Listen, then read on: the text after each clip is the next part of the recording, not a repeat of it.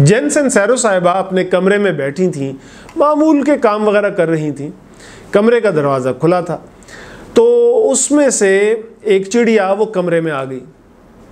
अगर आप self help Urdu channel देखते हैं तो जेन सिंसेरो का नाम आपके लिए अजनबी नहीं होगा, क्योंकि उनकी किताब you are a badass से मैं काफ़ी चीज़ें आपसे शेयर कर चुका हूँ। ये जो टर्म है you are a badass, इसका मतलब है कि तुम बड़े ज़बरदस्त हो।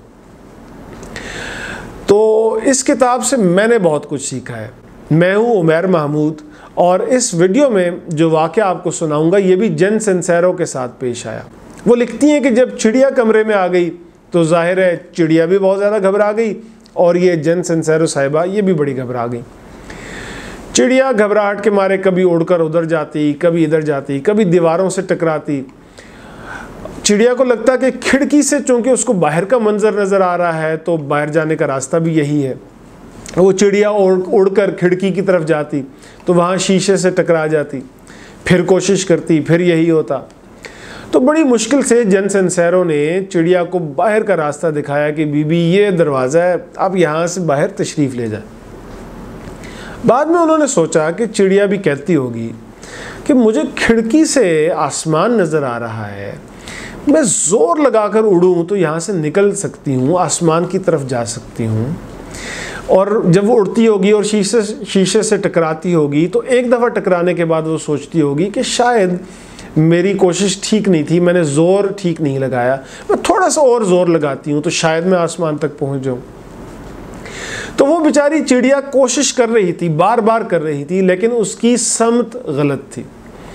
उसके रास्ते में शीशे की एक दीवार थी, एक ऐसी रुकावट थी जो उसे नज़र नहीं आ रही थी। जो रास्ता उसने चुना था वो गलत था।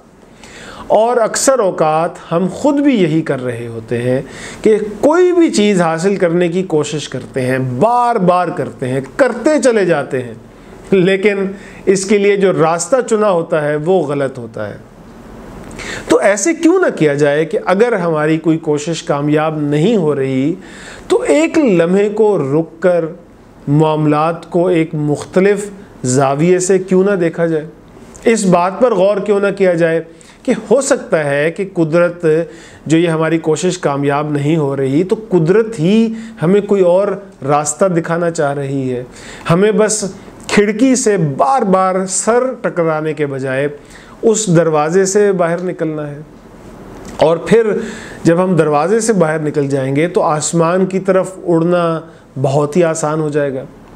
हमने ख़ुद को अपने मसाइल के कमरे में बंद किया होता है कि जी मेरे हालात अच्छे नहीं हैं, मेरे पास नौकरी नहीं है, मेरे पास पैसे नहीं हैं, और अपने मसाइल के कमरे से निकलने की जो कोशिश होती है, जो रास्ता हम चुन रहे होते हैं वो रास्ता ही गलत होता है।